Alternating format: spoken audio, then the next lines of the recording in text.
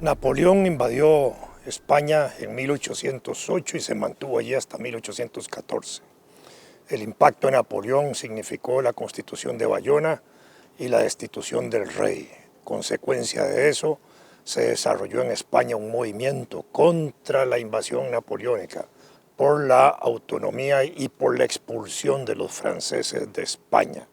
La Iglesia española igualmente se sumó a la lucha contra los franceses y comunicó a la Iglesia del continente igual disposición para que los sacerdotes en el continente americano, en las colonias españolas, procedieran de igual manera en la protesta contra la ocupación francesa.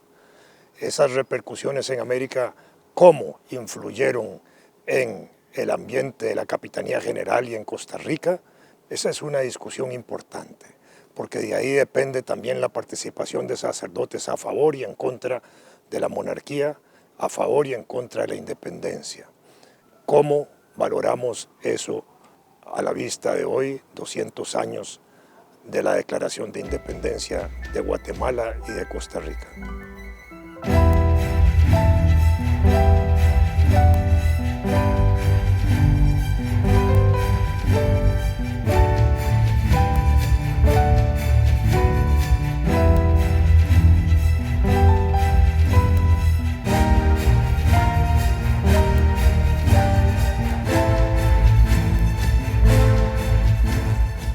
En este primer espacio nos engalana la visita de los historiadores Eliseth Payne y don Chester Urbina, con quienes estaremos compartiendo y conversando algunos elementos del contexto centroamericano y latinoamericano que dieron pie a la independencia política de Centroamérica.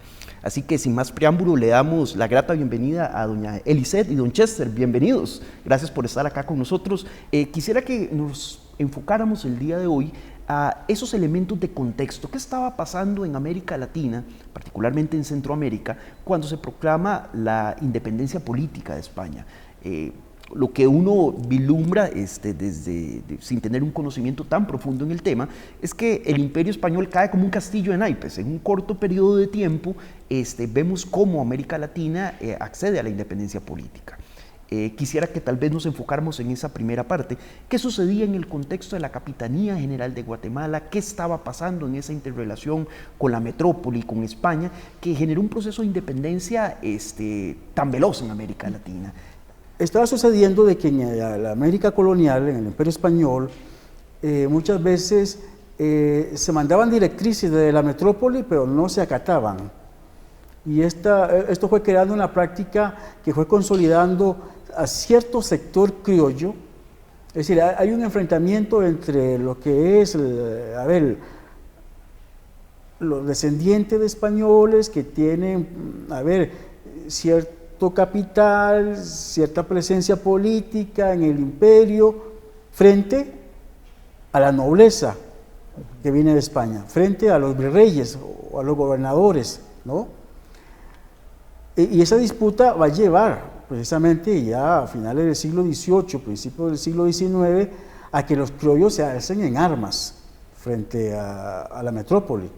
Tenemos los casos emblemáticos de Simón Bolívar, San Martín, ¿no? Líderes que van a provocar pues, los movimientos de emancipación política en el continente, ¿no? Y por otro lado, creo que ya a nivel centroamericano, ya de finales del siglo XVIII, se instaura en la ciudad de Guatemala, en la capital del Reino de Guatemala, el consulado de Guatemala. Es decir, la producción económica de este reino fuera a través de productos como el añil o índigo del Salvador. Los beneficios económicos no quedaban en manos de los salvadoreños, ¿no? De los hacendados salvadoreños, sino que las ganancias quedaban en manos de los controladores de este consulado, que tenían buenas conexiones con los puertos españoles de Sevilla, Cádiz, por ejemplo, ¿no? Entonces esto provocó pues una inconformidad que para mí es la general a nivel de la región centroamericana, ese acaparamiento, digamos, de las ganancias económicas en manos de guatemaltecos, donde se nota, ¿no?, esta gran rivalidad económica. Creo que eso va a ser una causa muy importante en la emancipación de Centroamérica. Ahora bien, doña Lisette, a partir de este análisis que nos hacía don Chester, en donde el famoso se escucha pero no se acata, pareciera que generó cierta autonomía entre las élites criollas. Y también don Chester puntualizaba en un elemento importante, que es el interés económico, ¿verdad? ¿En qué medida estos factores se convirtieron, si se puede utilizar el concepto, en caldo de cultivo para que se generaran algunos procesos de proindependencia en Centroamérica? Bueno, ahí nos remitimos a las reformas borbónicas de finales del siglo XVIII, que al llegar los Borbones al poder en España, en 1700 exactamente, inician al final del siglo XVIII un proceso de reformas con un gran control, una gran centralización estatal, y estas reformas vienen a afectar sobre todo el carácter fiscal. Esto levanta y provoca muchas reacciones. El gran levantamiento de 1780 de Tupac Amaru, un levantamiento indígena en el Perú de grandes dimensiones y con una violenta represión de parte del Imperio Español. Bueno, por ahí va, digamos, una explicación de las causas, que es un poco lo que usted quiere saber. Otras causas de contexto en general, y son causas económicas, como usted me pregunta, pero también hay causas que se relacionan como, diría yo, la crisis española, la invasión napoleónica, que si bien se ve desde la historia política, tiene una motivación económica, que era tomar España, tomar sobre todo Portugal y afectar económicamente el Imperio Británico. Entonces, la invasión napoleónica a la península ibérica, pues eso es clave para entender todo este proceso a un nivel macro. Por otro lado, es una crisis que se viene revelando en sectores populares, la primera etapa de la revolución en la Nueva España o México, que es una rebelión popular de grandes dimensiones, 1808, 1810, hasta 1814 vamos a tener los levantamientos de Hidalgo y Morelos en México, que aunque más se han interpretado desde la historia política, también tienen una explicación evidentemente económica, porque es un levantamiento muy grande de carácter social, donde no solo participan criollos rebeldes, ¿verdad?, sino también participan grandes masas de campesinos y de mestizos o ladinos y otros grupos en desventaja social. Y finalmente, en ese contexto de crisis política y económica, las grandes rebeliones que mencionaba y las guerras civiles que mencionaba Chester en Sudamérica, que eso, la rebelión, las guerras civiles lideradas por Bolívar, eso tuvo un efecto, venía con una causa más bien de carácter económico. No es una casualidad que Bolívar, cuya familia era de Caracas, Caracas había sido terriblemente perjudicada por las reformas borbónicas del rey Carlos III. Se le había limitado la libertad de los criollos para comercializar el cacao. Entonces hay muchas causas para explicar el fenómeno económico, pero sí soy clara en que tenemos que relacionarlo con la parte social, la parte política, hasta militar y religiosa, porque es otro fenómeno interesante. Ahora bien, esta panorámica que ustedes nos retratan nos habla de intereses económicos que, como bien decía doña Lisette hace unos instantes, son el móvil de casi que la mayoría de los movimientos, intereses políticos sin duda, pero dentro de todo este contexto latinoamericano que tan precisamente nos han pintado ustedes, ¿qué pasaba en Centroamérica? Porque la impresión que normalmente o popularmente uno tiene es como Centroamérica históricamente marginal, éramos una región en donde como que las cosas o los acontecimientos que la historia tradicionalmente más retrata sucedían en México, sucedía con San Martín, y Bolívar en Sudamérica, en México con Morelos, pero ¿qué pasaba en Centroamérica? ¿Cómo se decantaban y se mostraban estos intereses en Centroamérica? Que ya un poquitito don Chester nos trató de introducir en ese tema a partir de la experiencia de los salvadoreños, de las élites comerciales salvadoreñas en Guatemala. Quisiera que tal vez empezáramos a acercarnos un poquitito más a Costa Rica en este análisis de contexto que estamos realizando sobre el periodo colonial tardío. En el caso de Costa Rica estaba en los confines, se le llamaba, ¿verdad? En la parte más recóndita y más pobre del Imperio Español. Una parte del virreinato, sí, digamos que administrativamente era parte del virreinato de Nueva España, con cierta autonomía política, pero no tenía las grandes cantidades de mano de obra indígena, como México, Perú, o minas de oro y plata, como también pasaba en estas dos porciones del imperio. Por lo tanto, fue una zona, hasta cierto punto, marginada dentro de la administración imperial española, ¿no? En el sentido de que aquí, pues, a cada rato las invasiones de los ambos mosquitos o de los ingleses, ¿verdad?, de los piratas, a Nicaragua, por ejemplo, a Cartago, se daban, ¿no? Y era común, pues, verlos también dentro del comercio colonial, ¿no? La influencia de Inglaterra en la parte caribeña, digamos, hace que se divida, bueno, lo que posteriormente va a ser Centroamérica en dos: el Caribe y el resto, ¿verdad?, de la región, de la capitanía, donde ya comenzamos a ver la influencia imperial inglesa, ¿no?, proveniente de Jamaica, y que comienza a absorber zonas como Belice, ¿no?, la parte caribeña de Honduras, que creó una división cultural, lingüística, étnica entre los grupos étnicos del Pacífico con los del Caribe, digamos, de Centroamérica. Una división que todavía persiste, que ha creado marginación en cuanto a la integración de los, digamos, de los elementos afrocaribeños y sus descendientes a lo que es una conformación de una identidad nacional. Entonces, estamos frente al surgimiento de una región pobre, frente a dos grandes bloques de poder, México hacia el norte y lo que viene barriendo Bolívar hacia el sur, conformando la Gran Colombia, conformada por Venezuela, Colombia y Ecuador.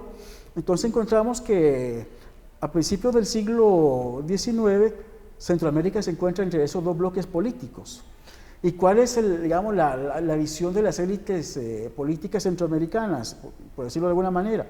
Bueno, o nos independizamos o alguno de estos dos nos absorbe. Precisamente quería hacer referencia a eso. Esa Centroamérica disímil que usted nos acaba de describir, con ese arco caribe donde ya la penetración inglesa se empieza a manifestar, algo que cuando normalmente, incluso en los textos escolares, se empieza a estudiar la independencia de Centroamérica, algo que llama mucho la atención es el cabildo. ¿Qué pasaba en los cabildos? ¿Por qué los cabildos jugaron un papel tan trascendente, al menos en lo que la oficialidad, la historia escolar oficial destaca? ¿Por qué los cabildos jugaron ese papel tan relevante en el proceso de independencia? ¿Qué tenía este espacio de administración pública colonial que se convirtió como en el bastión de los procesos, o más que bastión, en el principal escenario? Tal vez, doña Lisette, si empezamos a tratar de desentrañar por qué los cabildos se volvieron tan importantes. Ok, primero le voy a responder lo de los cabildos, un poco brevemente, después lo desarrollo un poco más. El cabildo es el poder local. Y aunque nos han enseñado que la monarquía española en aquel organigrama dominaba desde España y que la corona era central, en realidad había muchos poderes y sobre todo los Habsburgo fueron más autonomistas, le dieron más libertad, podríamos decir, al desarrollo político-administrativo. Y el cabildo es esencial para entender la formación de la América independiente, porque son los poderes locales los poderes de cada pueblo. Es el cabildo en la independencia, el cabildo de Cartago, el cabildo de San José, los cabildos de los pueblos de indios, de los cuales he hecho algunas investigaciones y que son absorbidos por la élite de Cartago.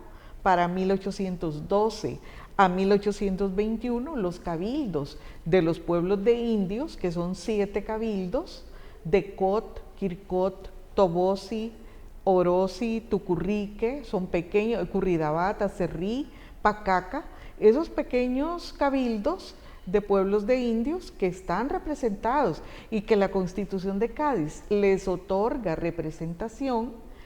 Lo interesante es que la representación va a caer en manos de la élite de Cartago. Otra cosa importante de los cabildos es que están controlados por los criollos. Eso es fundamental. No están controlados por los españoles, sino es poder local criollo. Entonces tienen eso es básico para entender estos procesos de independencia. Ese llamado espíritu localista que tanto se predica en los procesos de independencia, en realidad es un espacio que fue tomado por los criollos y se convirtió, como digámoslo así, en su principal instrumento para acceder a la independencia. Totalmente cierto, y genera también las primeras contradicciones regionales, porque en Centroamérica va a generar, por muy cabildos que sean, el Cabildo de León se va a oponer al Cabildo de Granada. El Cabildo de San Salvador va a tener discusiones con el Cabildo de Santa Ana, o Metapán, o Sonsonate. Y no digamos, el Cabildo de Cartago va a tener una seria rivalidad con el Cabildo de San José y Alajuela, por ejemplo. Entonces también no podemos decir que los poderes locales son homogéneos y tienen los mismos intereses políticos. Eso no es cierto. También surgen en el interior de las provincias serias divisiones, que en el caso de Nicaragua llevan a guerras civiles intensas, gravísimas. Los enfrentamientos entre León y Granada, bueno, que terminan incluso hasta 1856 con la invasión de William Walker. Ya es otra parte de la historia que es muy interesante porque tiene nexo en Costa Rica con el concepto de independencia también. Sin duda. Ahora, volviendo a la pregunta original, ¿por qué Guatemala? Entendemos y nos han dibujado ustedes un escenario en donde el interés económico y el interés de élites muy locales se contraponía en la posición de los estados.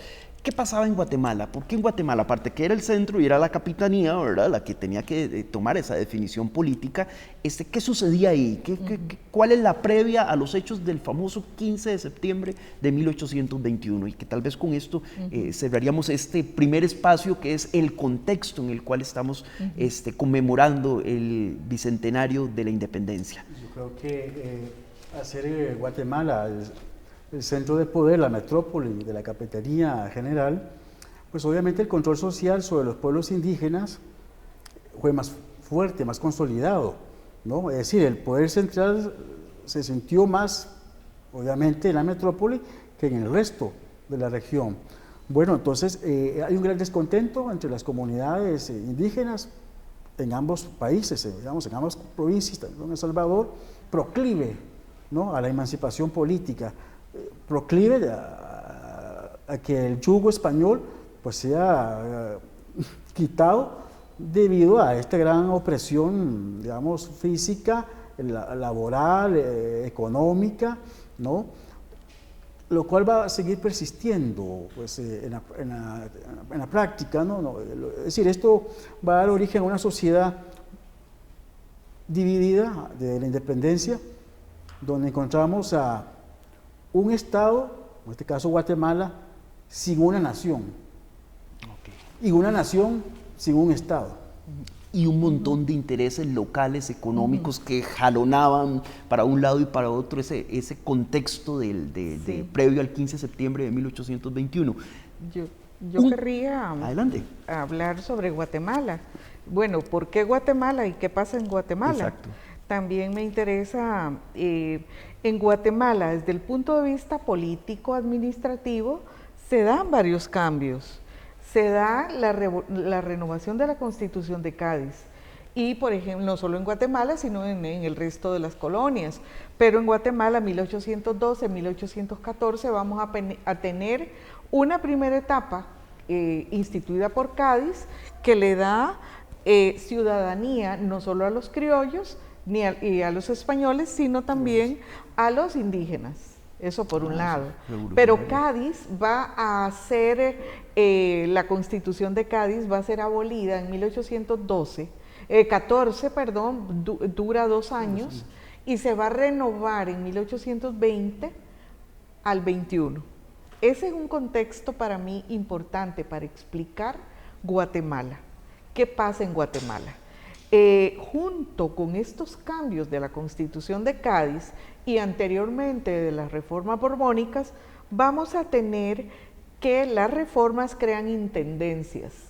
Las intendencias, para algunos historiadores, son medios de autonomías locales. Hay intendencia en San Salvador, hay intendencia en Comayagua y la intendencia de Nicaragua. Entonces, eso en gran medida limita el poder de Guatemala, porque Guatemala va a tener un capitán general, pero el resto, El Salvador, Honduras y Nicaragua, van a tener un intendente. Y con las reformas, con el regreso de la Constitución de Cádiz, se nos suman las diputaciones provinciales.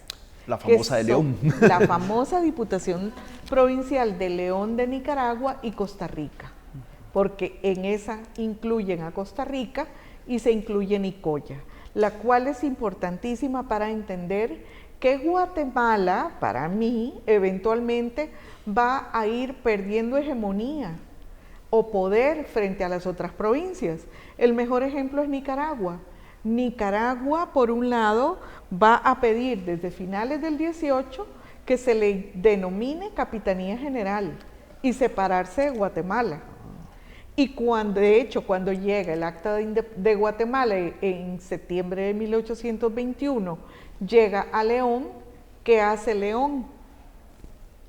Rechazar el Acta de Guatemala y redactar el Acta de León o la tan conocida Acta de los Nublados del Día. Exacto. Entonces, eso es un fenómeno, digamos, histórico-político fundamental para entender a Guatemala. Ahora bien, Costa Rica. ¿Qué estaba pasando en Costa Rica durante todas estas dinámicas? Nos contaron cómo se estaban manejando esas fuerzas que jalaban el tapete para un lado y para otro, si se me permite la metáfora. ¿Qué pasaba en Costa Rica? Sí, a finales del periodo colonial en Costa Rica tenemos una situación que va a marcar la pauta en las siguientes décadas, y es la consolidación económica de San José, sobre todo cuando se le concede el monopolio del cultivo del tabaco para todo el reino de Guatemala.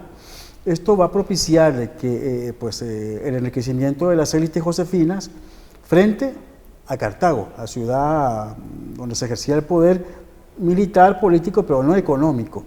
Y esto va a ser un hecho importante, tan fundamental, que en el primer conflicto militar de la historia del país, la batalla de Ochomogo, de 1823, se va a demostrar precisamente, ¿verdad?, cómo San José va a ser hegemónica a nivel militar frente a Cartago, que no tenía unas tropas de primer orden para defender su capitalidad. Y ahí encontramos un hecho importante, el traslado del poder de Cartago a San José. Entonces, pareciera que ese mismo escenario que nos retrató hace unos instantes doña Lisette, que se presentaba en Centroamérica, se reproducía aquí en Costa Rica. Y ese Cartago, que era la capital colonial, ¿cómo era la cotidianidad ahí? ¿Qué estaba pasando al final de la era colonial? Porque el retrato que uno tiene normalmente es que salieron abrazados del cabildo de Cartago y proclamamos la independencia. Parece que no, que habían otras fuerzas medio ocultas por ahí. Claro, y es la historiografía tradicional ha visto a Cartago como tremendamente conservador y también llamado imperialista. Claro. Sin embargo, hay fuerzas republicanas en Cartago. Evidentemente, San José va a ser más republicano, más liberal en sus políticas a seguir. obviamente vamos a tener un Cartago, ¿qué le digo?, dominado por la élite criolla en el cabildo, en el ayuntamiento, pero también en el marco de la iglesia. La iglesia es un punto importante para entender la independencia en este momento. La vicaría de Cartago y el papel de los curas de Cartago, que no van a actuar uniformemente. La iglesia, no todos se van a ir a favor del obispo de León, algunos van a actuar de una manera muy independiente y pro-republicana. También está el bachiller Osejo, que vivía en Cartago, era de origen nicaragüense, pero no va a actuar de una manera monárquica, ni realista, ni a favor de los españoles. Sin duda, el Cabildo de Cartago era el ente rector, y es ahí la importancia de los cabildos, o los ayuntamientos, o las municipalidades, en este contexto. El Cabildo de Cartago controla a la élite más importante económica y políticamente de la provincia de Costa Rica. Bien decía Chester que de alguna manera alguna élite de Cartago se pasa a San José buscando un auge económico con la producción de tabaco. Familias como la Alvarado, Peralta, Oriamuno, Carazo, que son bastante conocidas en nuestro medio, ellas también incursionan en la producción tabacalera de San José. Una familia como la Montealegre también, que va a ser tan importante en el siglo XIX y en la construcción del Estado Nacional. Eso por un lado, pero por otro lado, Cartago, y en eso insisto, no solo es el cabildo ni el poder local, sino también son los pueblos de indios que viven alrededor de Cartago y que hasta 1847 tuvieron sus propios ayuntamientos constitucionales, dados por la Constitución de Cádiz. Y por otro lado están los barrios de Cartago, barrios como Chircagres, barrios como Laboríos, El Tejar, Guadalupe, Concepción, Aguacaliente, todos estos barrios donde viven mestizos y ladinos están luchando por tierras. Entonces también no pensemos en una Cartago totalmente armoniosa, sino que está luchando, hay sectores descontentos socialmente que luchan a favor de sus tierras, a favor de sus recursos y en contra de los pudientes de Cartago. Y así se expresan en las actas de cabildo consultadas por mí. Magnífico. Esta perspectiva final lo que nos permite en el fondo, y nosotros trabajamos en una instancia que trabaja precisamente en el fortalecimiento de instancias locales, nos recobra ese espíritu localista y nos deja ver que la realidad que se presenta incluso en espacios locales no es una, es múltiple. Así que agradecemos a don Chester y a doña Lisette porque en este viaje histórico, al final de este viaje histórico, nos llevan a ese Cartago de 1821, a esa Costa Rica de 1821, con especial referencia a Cartago, y esa multiplicidad de actores que se presentan, esa multiplicidad de actores que el 15 de septiembre de 1821 accedieron a la independencia política.